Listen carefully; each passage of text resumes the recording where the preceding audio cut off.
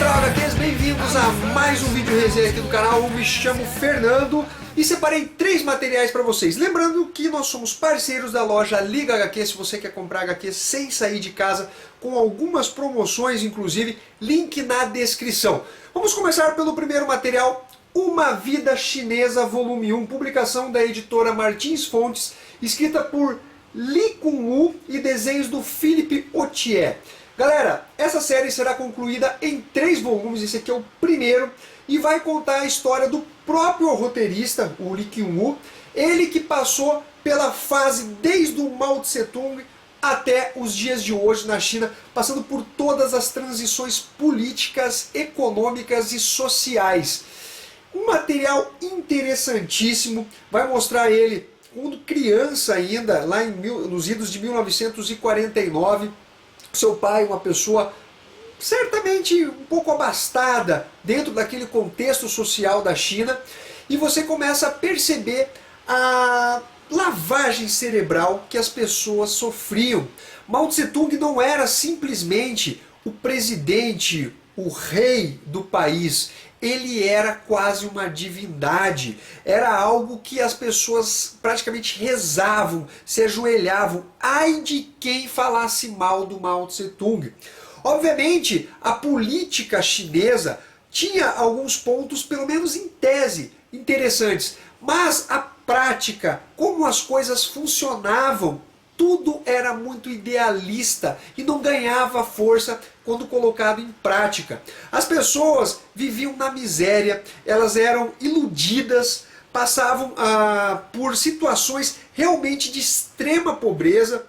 Os ideais que eram colocados na cabeça das pessoas, eles não tinham um reflexo, uma perspectiva de vida para a pessoa. Ela simplesmente tinha que aprender a viver o dia de hoje e adorar o Mao Tse-tung.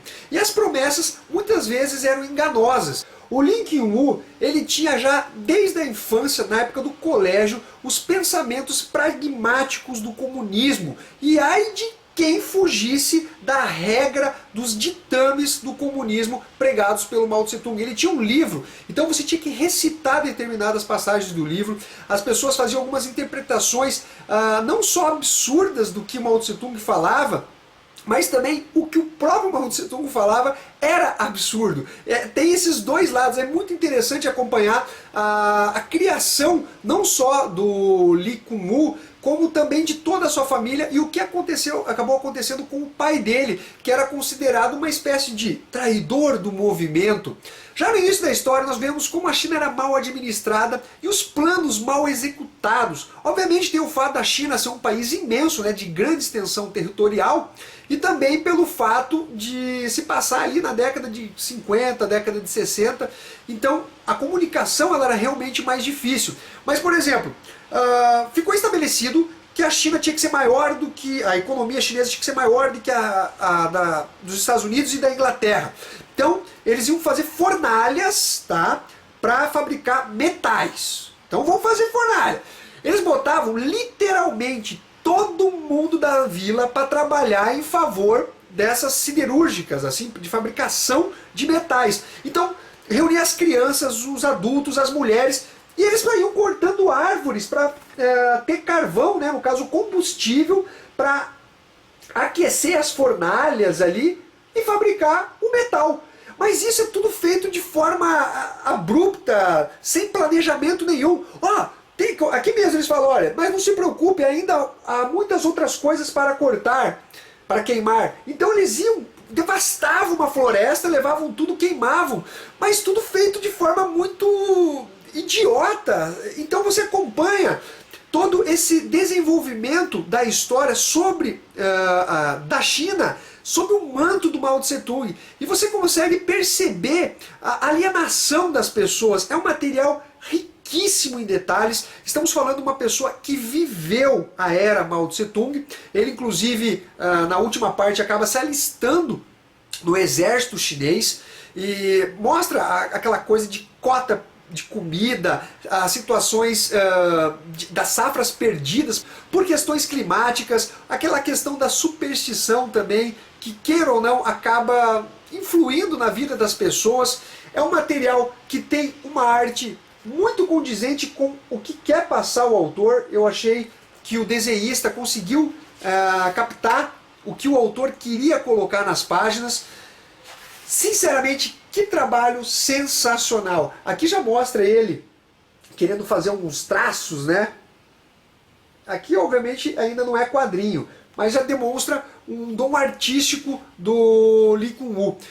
Isso aqui é proibido na China, ok? Pelo menos na China da era do Mao Tse Tung. Galera, material muito bacana. Estou no aguardo do volume 2 e do volume 3, que já foram anunciados pela editora Martins Fontes. Que nota que eu dou para esse material? Eu dou uma nota entre 9 e 9,5. Fica a dica de Uma Vida Chinesa. O próximo material é Eixo Especial, edição número 1, publicação da editora Panini Comics ao preço de R$ 11,90, 92 páginas. Capa cartonada, papel LWC. Não é o papel jornal não, ok? Aqui nós temos a contracapa.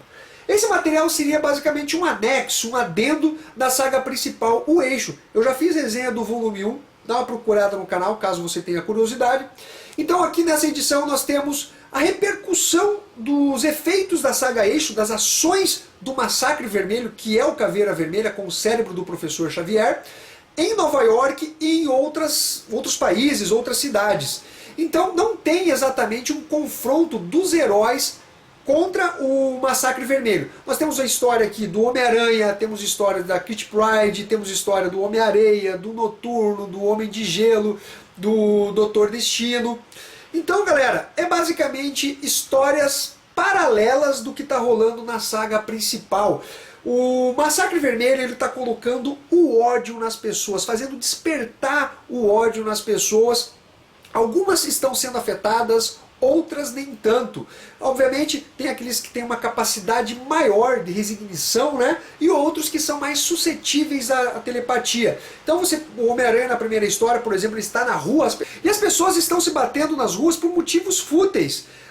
As histórias elas são apresentadas em tons de humor, algumas mais sérias, como a primeira que abre a história aqui do Homem-Aranha, dando lição de moral, que o ódio não leva a nada. Aí uma história bem mais cômica do Doutor Estranho, que está em busca de um ser bem puro, que vai auxiliá-lo na derrota do Massacre Vermelho. A do Thor também tem um tom mais cômico, de mais humor dentro dessa história. Temos ainda essa daqui, que é do Homem de Gelo, que é a pior dessa edição. Galera, o ponto é o seguinte, apesar das histórias em si não serem ruins, o fato delas estarem vinculadas à saga principal, o Eixo, você percebe que não leva a nada, sabe? Não são histórias que você vai falar, olha, isso aqui realmente complementa muito bem a saga principal, o Eixo. Primeiro porque a saga principal ela já é ruim demais. E o fato de ter uma qualidade mediana no especial, que corre ali ao redor, no contexto do Eixo, também não leva a nada. Que nota que eu dou para essa publicação, considerando todo esse contexto, eu dou uma nota 5, ok? Então é isso daí, 5 para a saga principal, 5 para esse especial.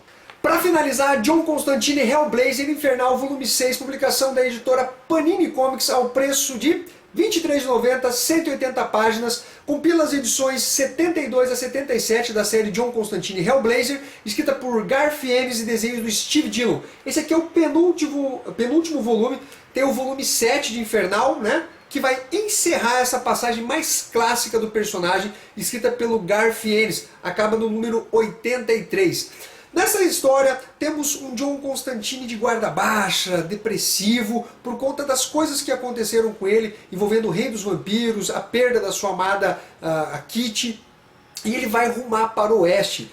Acontece que tem um inimigo que mora ali na região, o antigo inimigo dele, que vai começar a manipular a mente do John Constantine usando a própria irmã. Na verdade a irmã dele está morta, ele usa o crânio dela, ele faz voodoo. Uma história muito legal envolvendo o John Constantine, que não sabe o que é realidade, o que é alucinação, ele não sabe se está morto no inferno ou se ele está simplesmente numa Nova York totalmente alucinógena. O ponto alto dessa edição aqui, além dessa capa linda do Glenn Fabry, sensacional, são os dois presidentes que aparecem nessa história. E esse presidente que aparece, olha só, aqui está ele. O vilão do Constantine que eu mencionei é o Meia-Noite, olha só. Esse presidente, toda vez que ele vai falar alguma coisa, ele fala sempre se defendendo e como fosse o próprio presidente dos Estados Unidos respondendo a questões singelas, questões simplórias. Né? O que você está fazendo aqui? Nós aqui estamos, sabe, aquela coisa bem formal. É um trabalho muito divertido do Garth Ennis, obviamente divertido entre aspas, né? Ele usa muito de ironia dentro de suas histórias. E o encontro dos dois presidentes ao final desse arco é simplesmente sensacional. Temos ainda uma espécie de flashback do John Constantine de quando ele conheceu pela primeira vez a Kitty, que era namorada do seu grande amigo, o Brendan. Galera, muito legal também como ele consegue desenrolar essa possível paixão entre os dois personagens que foi se concretizar bem à frente. E temos uma história do Chess, né, que é o taxista, amigo do John Constantine, ele revelando para os seus conhecidos como é participar das aventuras ou ser amigo do John Constantine.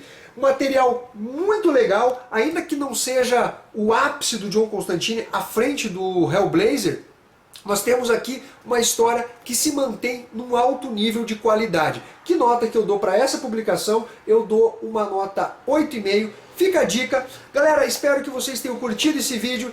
Dê o seu like, deixe seu comentário, se inscreva aqui no canal e também compartilhe aí nas redes sociais o canal Central HQs. Um abraço a todos, fui!